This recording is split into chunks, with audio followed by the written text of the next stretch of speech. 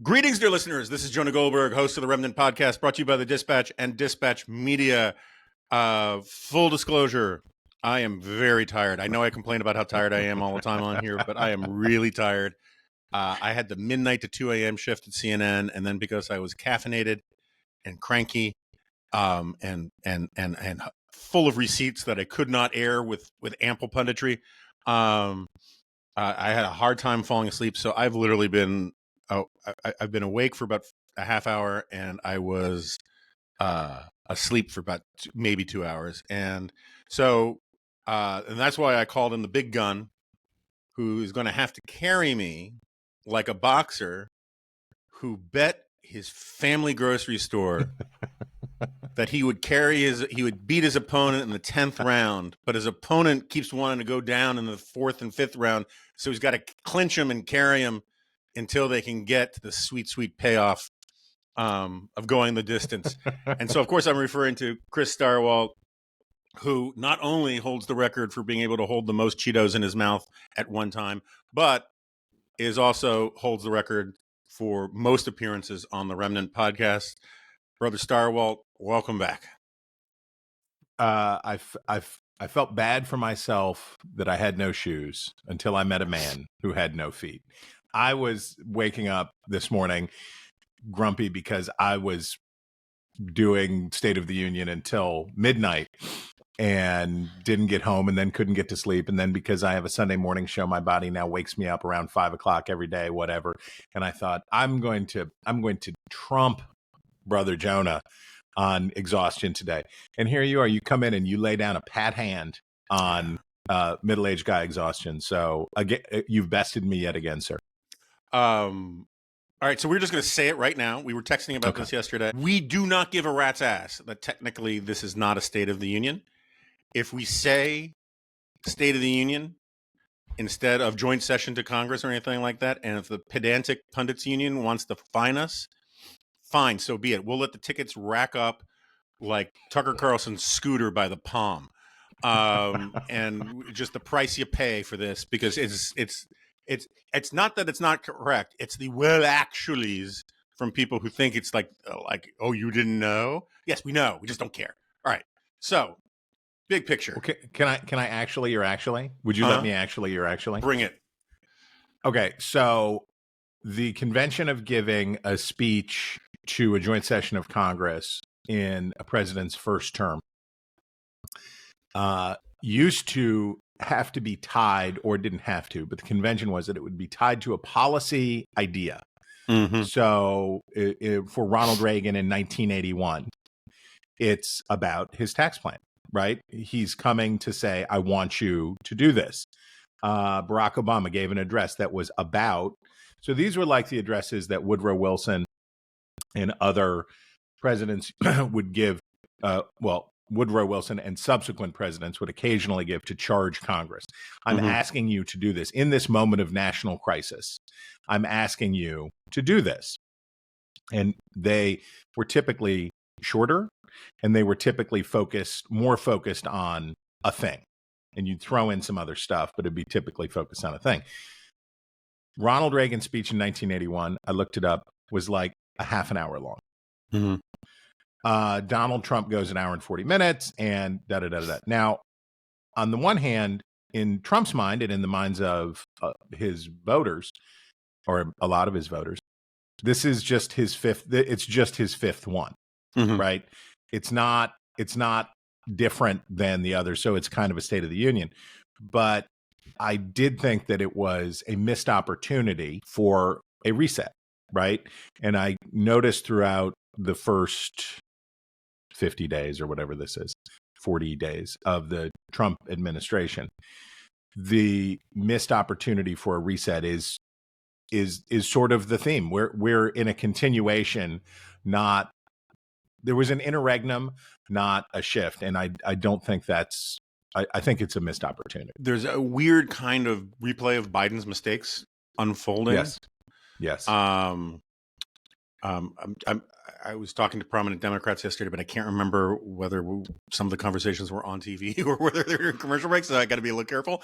But just generically, Biden's last State of the Union, he was trying to take credit for stuff that's going to pay off in 10 years. And I don't get the sense that, Trump thinks this stuff is going to pay off positively for him immediately. And I don't think it's going to pay off positively for him at all. But he definitely has this sort of like, I'm focused on stuff other than the stuff that you thought you were voting for when you voted for me. And the boring part about Donald Trump's situation currently is that he needs Congress to buried in the speech was a part about he was expanding his call for tax cuts. We're going to add more tax cuts. We're going to eliminate the tax on tips. We're going to eliminate taxes on Social Security benefits. We're going to eliminate these taxes, but we're also going to decrease business taxes. We're also going to change the way you do depreciation for corporate purchases. We're going to do this, and this.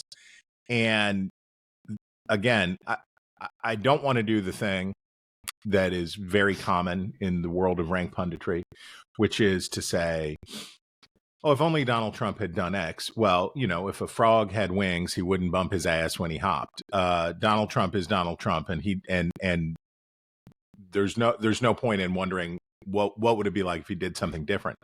But I would say that it would have been a lot more useful for his legacy project if he would have come out there and said to Republicans, I have an audacious tax and spending plan that I need you to pass. And the naysayers are gonna nay, but we're gonna do it. And we're gonna cut federal spending by $1.5 trillion. We're going to make tax cuts permanent. We're going to do this huge thing. It's a revolutionary project that I have for the prosperity of America in the future. But that's not.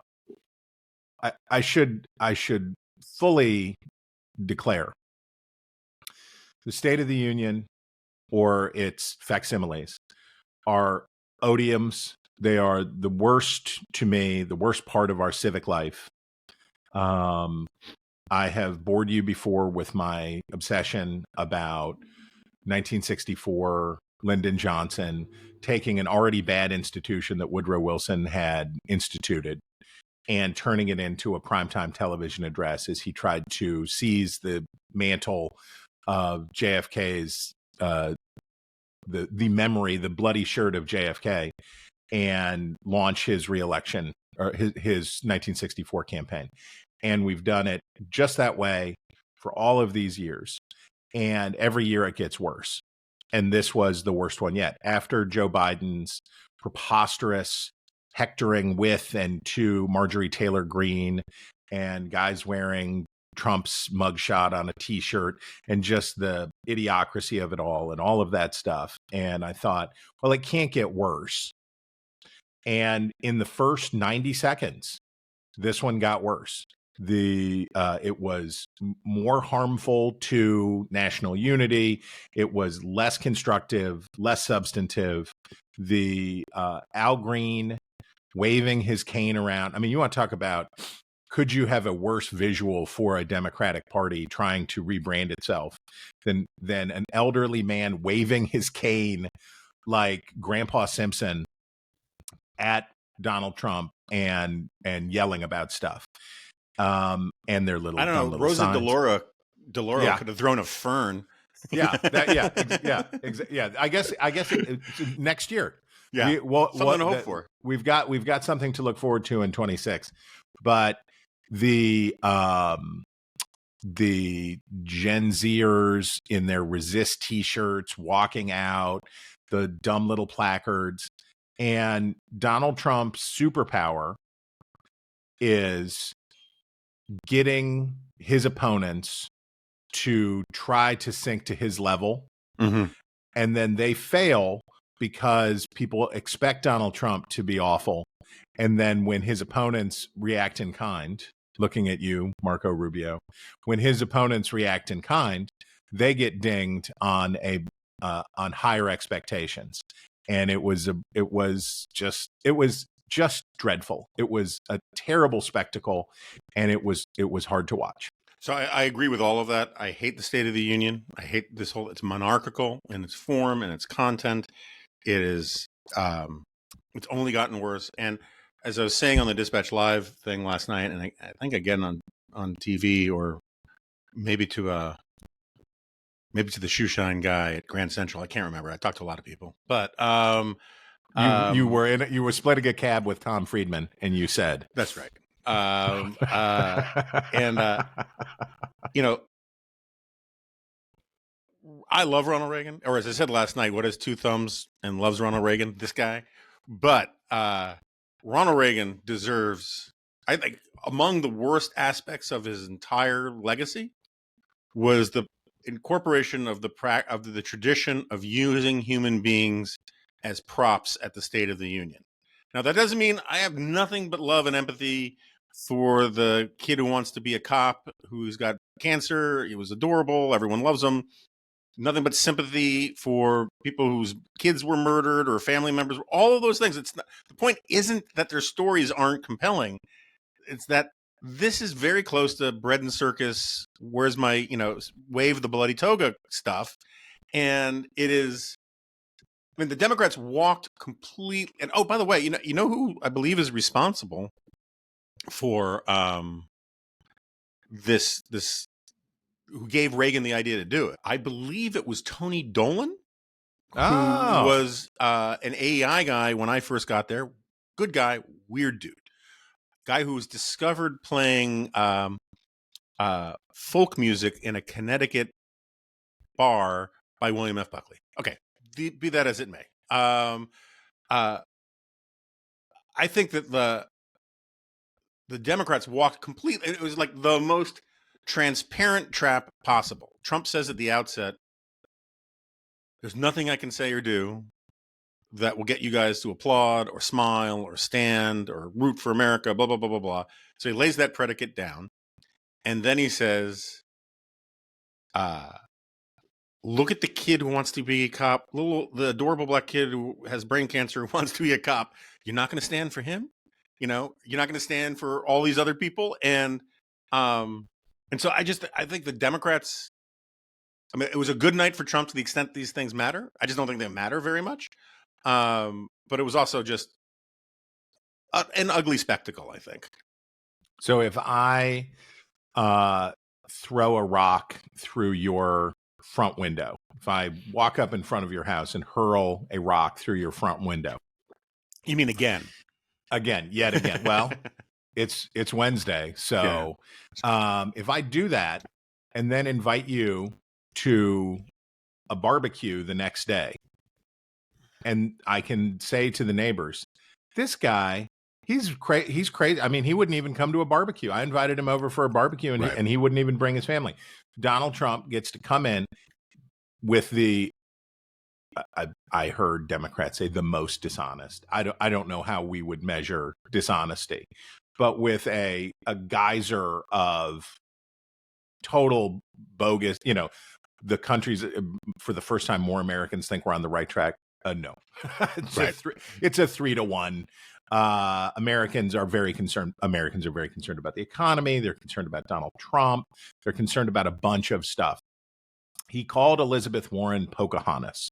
He mocked and attacked Democrats. He insulted his predecessor, saying he was the worst president in history, as if Woodrow Wilson and Franklin Pierce weren't even around.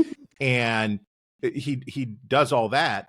And then Republicans have the temerity to say, how dare they not applaud at his applause lines? Yeah. We looked at all the times that they failed to applaud. Now, I don't know why the military brass goes, because they have to, because Donald Trump is their boss.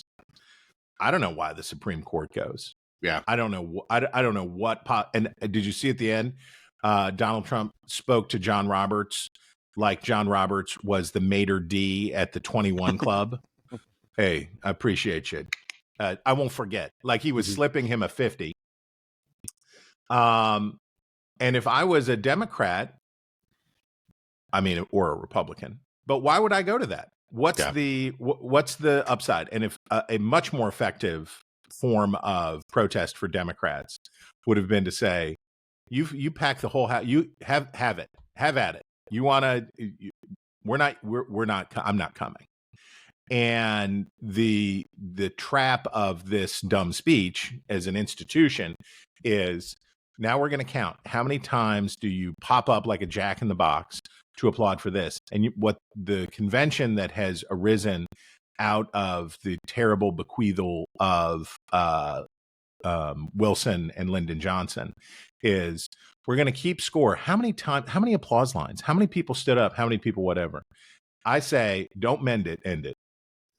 Of course, that'll never happen, because I know what president is going to give up. I had hopes for a long time that Donald Trump would manage to kill off a lot of institutions, but those are they will not die. The White House Correspondents' Dinner, how has that persisted? And yet somehow we're still living through that. How has this terrible institution persisted? Here we are. And in fact, what Joe Biden ended up doing was, by the end of his presidency, doing the same stuff that Donald Trump did, because again, the downward ratchet on discourse, on decency, on all of the stuff happens because if I define the lower boundary of my behavior by what I believe is your behavior, not necessarily even your behavior, but what I claim your behavior to be, then the ratchet just moves in that direction, down, down, down, down, down.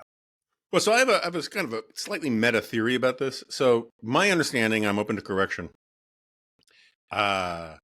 is that the origin of that claim that for the first time in history, more people are right track, however he phrased that thing, which, it wasn't just that it was a lie. This is the meta point. It was true. It was directionally true of Republicans, but not Americans writ large. And Trump has this tendency of thinking that the only Americans out there are Republicans. There's this great quote, I have it somewhere in Suicide of the West, where he says, and I'm butchering it, but he says, the only thing that matter are that we have my people who support me, and nobody else matters, right? And it's a butchering of it, but that's the way he kind of sees it. And that has been internalized in big chunks. It's not just what Trump wants to hear; it's now what people want to tell him. And so a friend of mine sent me. There's this guy Matt Foldy. I don't have a great beat on him, but he was a part of that Ruthless podcast universe. And apparently, he's got some newsletter called Washington Reporter, and it's a hilarious read. Where I think he's sincere, but it's hilarious, not in a complimentary way. Maybe he's being archly ironic. I don't think so. Where he just takes quotes from press releases of Republicans praising the speech, and then says, praise for a golden speech for a new golden era, praise pours in from across the land. And it's just like, I think the first one was quoting the HHS secretary praising the speech, as if like the partisan accolades reflect the actual reality beyond the partisan bubble. Like, being president of the Republican Party and the Republican base is just the actual presidency of America, and anything that the other people say doesn't matter. And that's the way Trump talks about Democrats. He talks about them as if they're not Americans. And I think, and he's receptive to those arguments from the echo chamber MAGA media that phrase things that way. For the first time in like 130 years, voters have turned out the party in power in 3 successive presidential elections. We do not. A wise man told me that we have 2 minority parties. We have 2 parties that are trying to act like and govern like minorities. You read my tattoo. Exactly. Because they don't want to reach out for the next 10%. They don't want to take the risk of reaching out to the next 10%. And at whatever point you tell me to, I will vituperate the U.S. primary system and other structural flaws in our current politics and media. But the idea of the good people and the bad people, these are my people, these are the good people, these are the true Americans, these are the real ones, and then those are the bad people. If you listened to Alyssa Slotkin at the end of the speech, you heard a person trying to do exactly that, right? So you had in the hall this catastrophe, right? Good for Trump in the sense that it gets Republicans cranked up again, right? Because they're definitely running on Nicorette and Celsius, right? They're on, or I guess they'd be Zin. They're on their third tin of Zin and their eighth can of Celsius, and they're gonna power through. They're gonna figure out how to power through. Don't stop and think about it. We're just gonna smash all the way through. They're gonna make it to California in 2 days, and that's where they are. And you had Democrats who couldn't figure out how to be how to comport themselves in a way that said anything to persuadable voters. The people who made it possible to switch party control 3 times in a row are people who were not watching that speech, who are not engaged in this stuff and are not paying attention to these things. They certainly weren't there to hear Alyssa Slotkin, but you heard from Alyssa Slotkin a message that was directed to that governing third, that was directed to the people. One of the things that Donald Trump talked about was how many counties went Republican, and Republicans like to talk about. I heard Stephen Smith talking about, which is strange to call him a pundit now, but he is, and a pretty effective one, talking about 87% of counties shifted toward Republicans and all that stuff. True. And then you could replay that tape from 4 years ago, and you could find the same shift to Democrats. And then you could replay the tape from 4 years before that and show the same shift. We have these voters who tend to be lower propensity voters, who tend to be working class, whatever that means now. It's a term much like evangelicals that's lost its savor through abuse. But you have these voters who keep flipping channels, seeing if something better has come on the other side. And the only thing that I heard that was directed toward them in that whole evening was Alyssa Slotkin. Yeah, no, I agree with that. I thought she did well. And also, look, I mean, part of the problem is we are guilty of not gross hypocrisy, but considerable pundit hypocrisy, in that we both know this crap doesn't matter. But it's the thing that we have to talk about as to try to check the box, because what would you say we do here if not talk about these things, right? That was my original point, is that can matter to Congress. If it's a speech about Congress, it can matter to Congress. But that was not a speech about Congress. Here's another abused lesson of Reagan. Ronald Reagan, what's in the orthodoxy, and I note that Donald Trump now has a portrait of Ronald Reagan in the greatest position of honor in the Oval Office, or the number 2 spot, instead of Andrew Jackson. And I thought Reagan was a zombie and it was over for Reaganism, but right. Apparently not.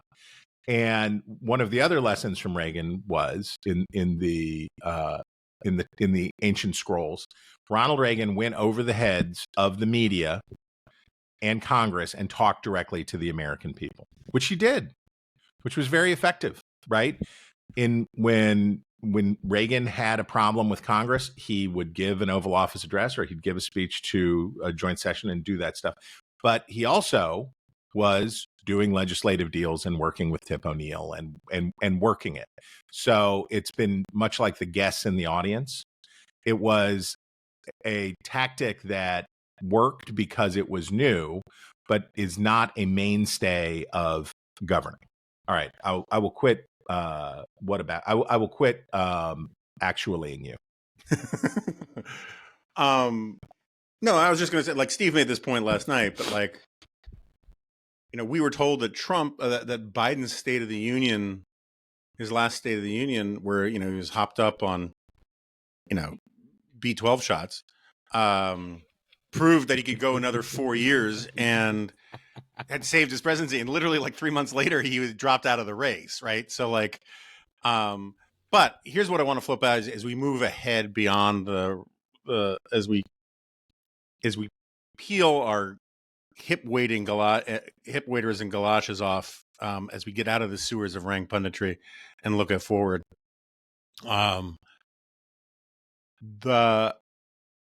It is entirely possible. First of all, right now it is like 9:09 a.m. on Wednesday, so the markets haven't opened yet. It's entirely possible that, having watched that speech last night and having confirmed for themselves that in fact Trump is not backing down off the tariff stuff, because as he explained it, tariffs are essential for saving America's soul, which I want to be very clear. I don't know if it was Werner Sombart or Max Weber, but I think the technical term for that is really freaking stupid. And he said there may be a little disturbance as we get used to the new era of tariffs. It is entirely possible that this throws the global economy into a hot mess, right? Or that the global economy gets into a hot mess and it's just perceived that it's like there's a debate about whether Smoot-Hawley really caused, any of this stuff, the Great Depression stuff, or whether or not it exacerbated it. I'll call Amity Schlaze right now if you keep that up. I will call her. I will put her on speakerphone, and you're going to be in big trouble. Well, I think I've told you this before, but when I first came to AI in the early 90s, there was a really lovely old man who had a medical aide with him, who helped him get in and out of his desk or his chair, and oiled doors open for him and helped him with his walker and all that kind of stuff. And his name was Gottfried Haebler. And Gottfried Haebler was one of the great Austrian economists, below Mises and Hayek, but up there. And I believe he made a name for himself contemporaneously criticizing the Smoot-Hawley bill. He had the receipts. Yeah, he at the time. It was like, this is not going to work, And, That's right. And he was still a scholar at AI when I got there. Life goals. So the thing is, like, the reciprocal tariff stuff is going to be a mess. The Chinese response last night was amazeballs. If you want a tariff war or a trade war or any kind of war, we'll fight you to the end. Things could go off the rails, right? In 2012, Trump tweeted that if the stock market dips 1,000 points over 2 days, the president should be immediately impeached. Over Monday and Tuesday of this week, the stock market dropped 1,300 points. Now, I'm not going to hold Trump to anything like consistency on this incredibly stupid argument in the first place. But if he's really going to ignore the markets and the markets really lose it, and we start seeing whether it's inflation or technically tariffs don't really cause inflation because they're pulling money out of the economy, but it feels like inflation because prices get higher. It's confusing, right? But prices get inflated, but it's not necessarily inflation. It's get Scott Linscomb on the phone. So anyway, my point is, it's entirely possible that the thing that is played over and over and over again, it's sort of like heck of a job, Brownie, with Bush, is, there might be a little, disturbance. But it's going to be very fun for the farmers. But it's going to be very fun for the farmers. The farmers, I like the idea that he claims that the farmers are going to sell more stuff because they're not going to have domestic competition here. But the reason we export so much food is that we produce more than we can consume domestically. And it's it could be a mess. And that could be the thing that is remembered about this more than anything else. So I wrote a piece this week I went back and looked at Trump's last address to a joint session of Congress before this one. And the most important line in Donald Trump's speech, which at the time was remembered for Nancy Pelosi ripping up his speech. And I looked at the coverage for days afterward. And Nancy Pelosi ripping up Donald Trump's speech, and Donald Trump saying she had committed a crime by tearing up the speech, and Nancy Pelosi taking victory laps was a huge story that week.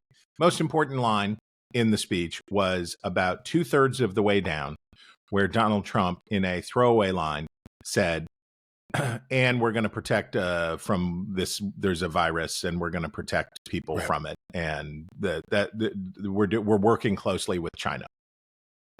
And of course, the world spun off its axis for the next 2 years, and all that followed. The Trump and the tariffs. I believe it was Selena Zito who coined the phrase that elites took Donald Trump literally but not seriously, and America took him seriously but not literally. Trump has developed, because of, I tag it to, remember the line in the Muslim ban speech? An immediate and total ban on all Muslims coming into this country. Complete and total shutdown until we know what the Complete hell's and going total on. shutdown. And then looks and says, until we can figure out what the hell is going on. Right. Meaning, we'll do it.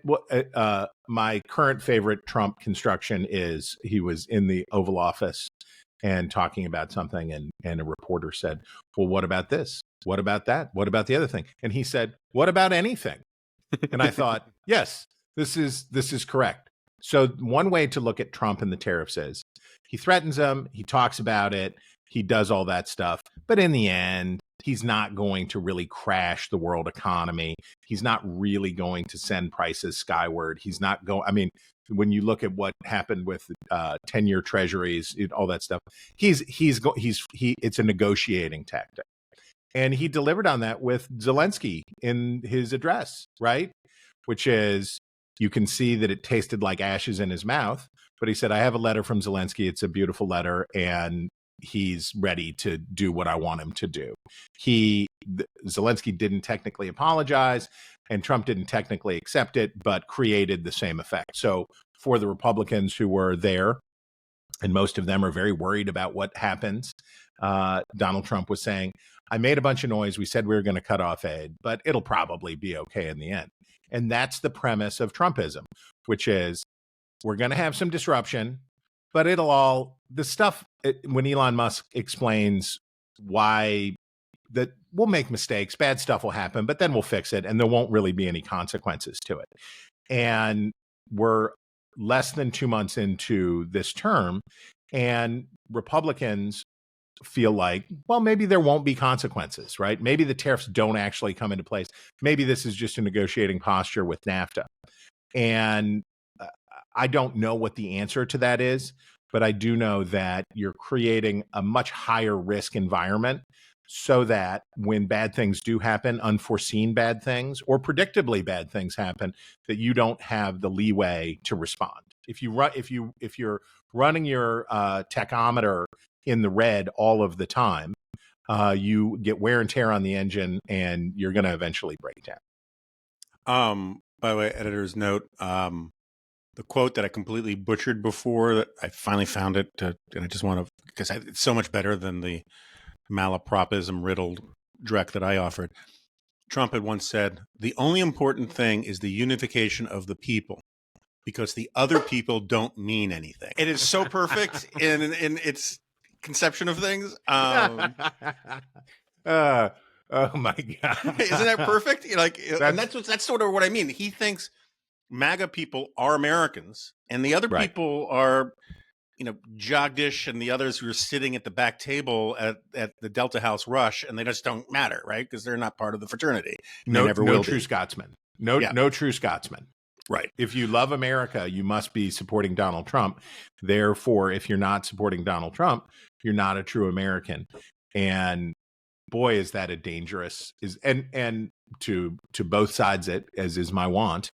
The degree to which Democrats tried the othering of Republicans, the ratcheted, right? The degree to which telling people that voting for Donald Trump meant that they were against democracy and against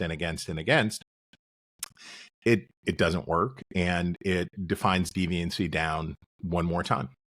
So we should, since in the spirit of both sidesing, although I want to be clear, I get a lot of grief from my both sides. We should be really clear, like part of the reason for the debate in the Democratic Party these days about how to respond to Trump is that they have fingerprints on nothing right now, right? They have they're not driving any of the major institutions in Washington, and so the debate is: do we just give them the rope to hang themselves, or do we make ourselves foils in all of this?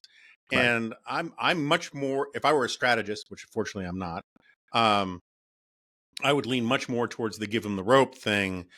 If the best you've got is waving your cane and your ping pong paddles that say resist or whatever or lie on them, just don't do anything at all, right? And but I do want to ask you, like, I know vibe shift is the sort of phrase that makes you want to flip the safety on your rifle, but I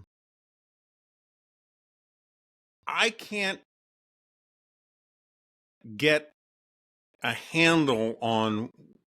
Normally I can figure out, like, what would the Democrat or the Republicans, what would be their argument to get back into power? What do they need to say? What do they need to do? And we can both sit here and come up with something a little bit like Elisa Slotkin's thing last night and say that makes some sense, right? The problem is, I think the reason why this vibe shift thing, why it feels so much bigger than the 44th largest victory in the Electoral College and 2 million votes or something in the popular vote, it feels like such a bigger thing. And you have the shift with the big tech guys and Bezos and Musk and all this kind of stuff. But part of it is that, and I mean it sincerely, it's not like some dunking on Democrat on the left kind of thing.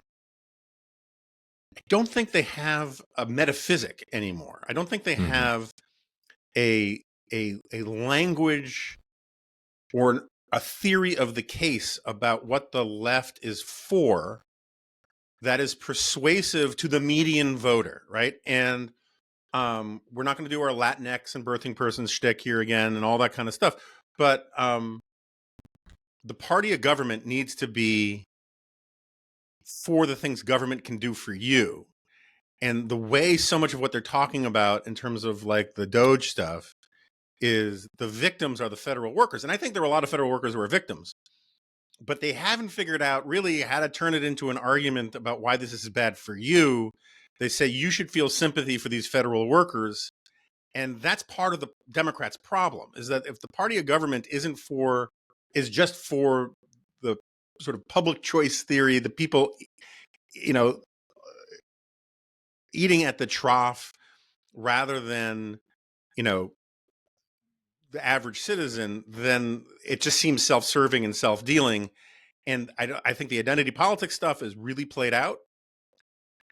What is an argument that Democrats can bring at a philosophical level? I'm not saying they can't take advantage of Republican screw-ups, but if the Democratic Party is going to say, okay, we need to be a majority party, we need to tell a story to America that the median voter, right, the majority-making voters will find compelling. They don't have access to the argument about patriotism. I'm not saying there aren't patriotic left-wingers and patriotic Democrats, but like the sort of academic journalistic industrial complex does not like arguments about patriotism because they think patriotism is nationalism.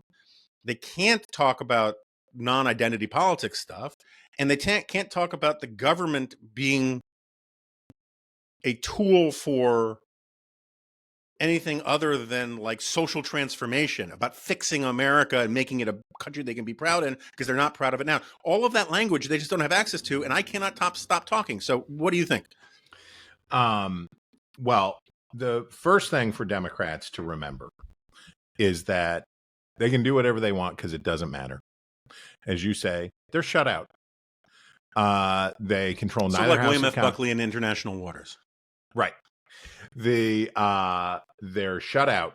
They can smoke them if you got them. Mm-hmm. They don't control either house of Congress. They don't control the White House, and the conservatives have a majority on the Supreme Court.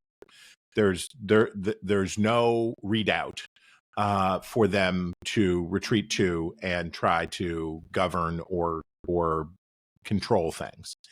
And when you look at how unpopular Congress is, unpopular always, but if you break it down on partisanship, the Republicans in Congress are much less unpopular than the Democrats in Congress. I forget what the number is, but it's like 45 versus 25 approval rating. Why is that so? Well, independents disapprove of both, but Republicans mostly, not robustly, but mostly approve of their members in Congress. Democrats approve of their own members in Congress at like 40%. Mm-hmm. That's understandable after a galling loss, right? That was a galling loss for Democrats. And now they're watching Donald Trump and Elon Musk run roughshod over the institution that they hold most dear, right? Which is government workers, all of that stuff. And so their voters are very upset with them. They're angry at Donald Trump, but they're afraid of Donald Trump. They're not afraid of their own party, and they hate their own party. And that may be the touchstone for whatever reform may come. But in the meantime, the temptation for Democrats is, I got to get my base back. How do we get our people back? How do we re-engage our people and get them in the party and liking us again? Because, again, for most of the Democrats who were in that room, they couldn't lose a general election if they tried, right? They couldn't lose a general election if they tried, but they might lose a primary, right? So we have, 40 House districts that are at least marginally competitive, and the other 390 are not. And so it's out of rational interest for most Democrats to say, give the people what they want, right? And what they want is resistance and outrage and anger. The problem, of course, is that the majority makers are the Slotkins, right? Are the people who can sneak past, who can get through, who can win in the handful of swing states and swing districts. The idea of what Democrats are for. What was Bill Clinton for? What was Barack Obama for? What have successful Democrats in the past 50 years been for? Well, mostly they have been for not doing what Republicans were doing, right? And this is true of Republicans, of course, right. Which is it's not good enough that dogs succeed; cats must also fail. Right. Exactly. The problem that we have about the two minority parties is you wait until the other side screws up enough, and if we have reached a point, which we have, where people do not say, and when we get in, these are the big ideas that we're going to put into place. Instead, they say, when the other side screws up, we're going to take it back. Let me just, I'll tell you the worst case scenario for Democrats right now, or the worst likely case. The worst case for Democrats somehow is that Donald Trump gets away with it and it all works. Right. And that somehow the Republicans hold the House in midterms. I think that is a vanishingly unlikely situation. Situations change. I too am against straight line projections. There's a lot of football to be played in the next year and a half, but I think it is extraordinarily unlikely that Donald Trump will avoid and Republicans will avoid the midterm curse. So within the normal bounds, what's the worst case scenario for Democrats? They get a win in the midterms. And they get a win because they have a much higher, they've shifted coalitions with the Republicans. They've swapped them out. And Democrats now have the high propensity voters, college educated, more affluent, upwardly mobile, older voters are more Democratic than they were for all of the 20th century. and they have higher propensity voters. So they do better in low turnout elections, midterms. And so they get a bunch of seats. Let's say Democrats win 20 seats, which would be big compared to the most recent elections. And they win, and then they conclude the same thing that they concluded before, what they concluded out of 2022 when they barely got nicked after they were expecting a blowout, which is opposition to Republicans is sufficient. It is sufficient for us to be the party against Donald Trump, and it is sufficient for us to be the party against J.D. Vance. I've been thinking a lot about the Jews lately. Been thinking a lot about the Jews. And as I was listening, one of the reasons I was so interested in what Alyssa Slotkin had to say was, there's not an effective Democratic coalition that does not include upwardly mobile, highly educated, affluent people. That's what they're remaking their coalition around, whether they want to or not. That's the new base of their coalition. Rootless cosmopolitans, just say it. Absolutely, the global elite. And there is no winning. I always think about voters before I think about policies. The electorate that the Democrats need is one in which Jewish American voters, Asian American voters, the people who fit that, where large numbers of their voters fit that definition, are supermajority Democratic. Right. They need the leakage for Democrats with Asian voters, South Asian and East Asian voters, voters of South and East Asian origins in the United States, is a big problem. And yes, part of this is the intersectionality focus that screws up everything. I was texting with John Podhoretz about this, and he's very right. Intersectionality is a huge problem here, because if you're keeping a scorecard that says, oh, actually, this is a minority group that we like, and this is a minority group that we dislike, is bad.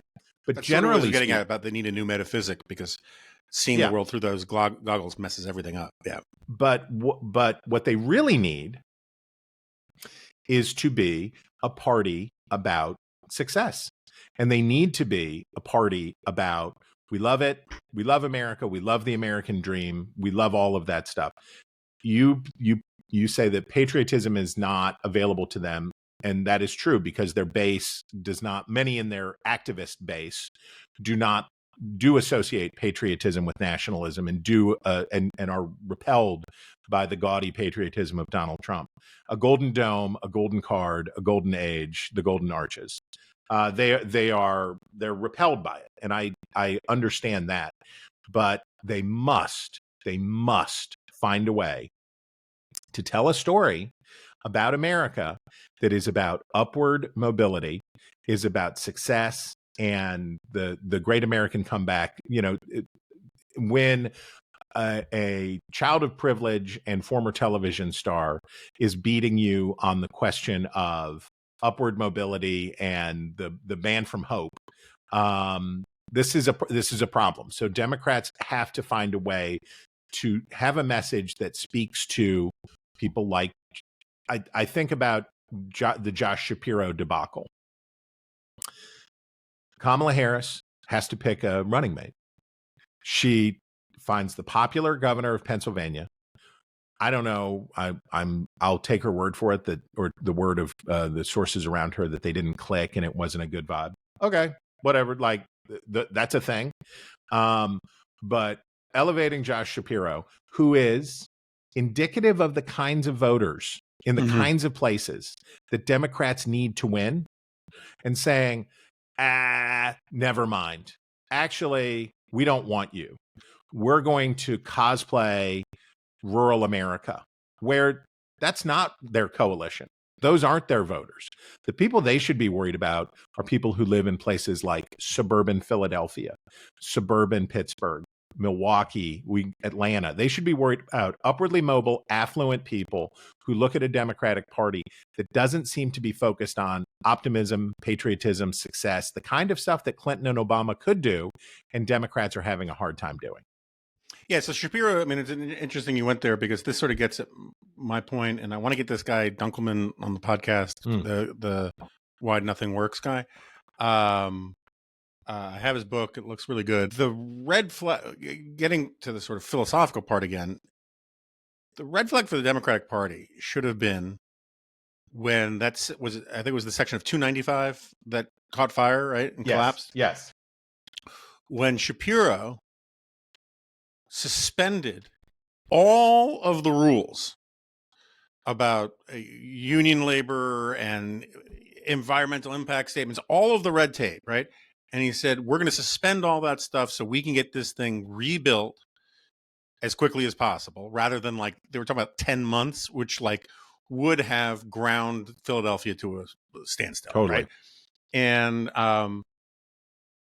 the fact that you need to suspend all of these, I mean, I was Francis Fukuyama was on here, and as one does, one talks about Francis Fukuyama and Chris Stirewalt in the same sentence all the time. But it's basic, we're basically interchangeable. And he cottoned me onto this guy from the University of Michigan whose name is escaping me right now, who writes about proceduralism. And the argument is that the technocratic progressive left, the experts, have internalized this idea that good government is following all of the procedures to the letter. It's like those friggin' Germans that trained Woodrow Wilson have finally triumphed, right, in the historical schools here. And so the success isn't the thing that you built, or it's the journey. It's the journey. It's the we hit our ISO 9000 criteria perfectly. We did all of the public comment periods. Check. And the fact that the popular governor of Pennsylvania had to say, yeah, we're gonna suspend all of that to actually do the thing voters want, should have been this massive, red flag for Democrats to say, hey, if running against essentially our core constituency, who are the proceduralists, or the technocratic proceduralists, if screwing them is the only way to satisfy actual voters, then we need a new theory of the case about what government is in fact doing here. And I think that's hard for Democrats to get their head around. And it may, like my people, they had to walk in the desert for 40 years to get a certain mindset out. I'm very skeptical that the current median serious party of government Democrat can all of a sudden switch on a dime and not talk DEI talk, not talk proceduralist talk in a way that is appealing to people. It may just take a while for a new crop of politicians to come up. What do Democrats think is to blame for their loss in 2024? That's a real big question. There's the stage where you blame the voters, which is very normal. It's these dummies. How dare they? What's the Ed Koch line? The people of New York fired me, and now they must be punished. Yes, right. So there's that part of the process. But in time, an idea will crystallize in the minds of Democrats about what the problem was. And they're arguing right now about what it was. And I think it's pretty clear in the minds of Democrats that on trans issues, though, just as an aside, I laughed aloud. I LOL'd, or I LOA'd. I'm scrolling through when Trump cancels or pauses aid to Ukraine. Mm-hmm. And I'm at the New York Times, and I'm like, oh, wow. And it was this concatenation of terrifying kinds of headlines about what was going on. And then in their live action update feed, I get to the story that says Democrat thrown in just the mix. Democrats vote to block bill banning trans women from participating in female sports. Yeah. And I thought, guys, what you wanted to do there was find enough senators, enough Democratic senators for whom it would be beneficial to vote with Republicans on this and get it passed. Yeah. It would be good for all of you if you could have found the 7 Democrats you needed to vote on an issue, to vote yes on an issue that the country is 70-30 on, right? And even when you talk to trans people about the question, this is not an article of faith in the entire trans community that, yes, of course, but they couldn't do it. And so here's like, global events are shaking history, blah, blah, blah, blah, blah.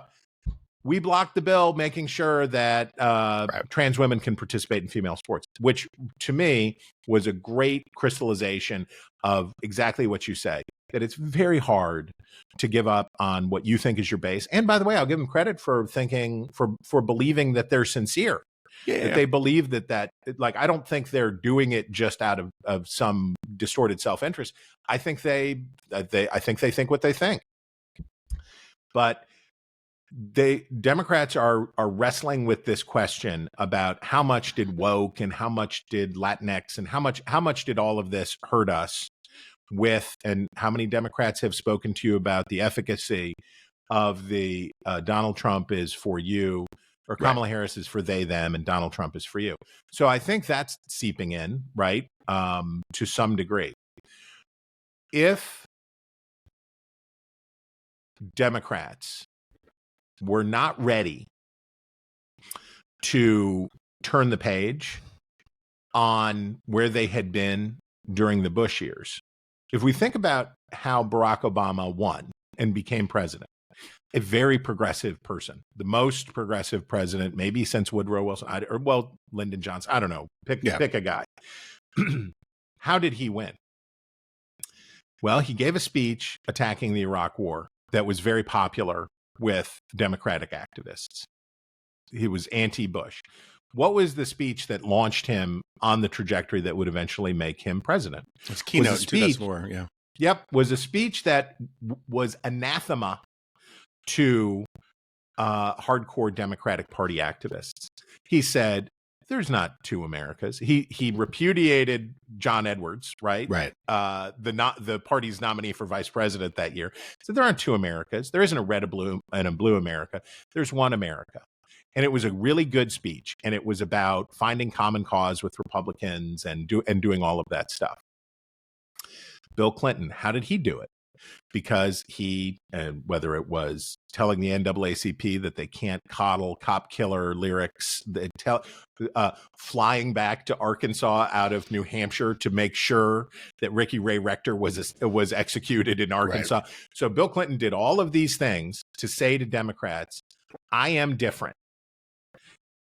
What was really different, though, was that Democrats had gotten sick of losing in both of those cases. Democrats had grown sick enough of losing that they said, this is a transgression that we will find delightful.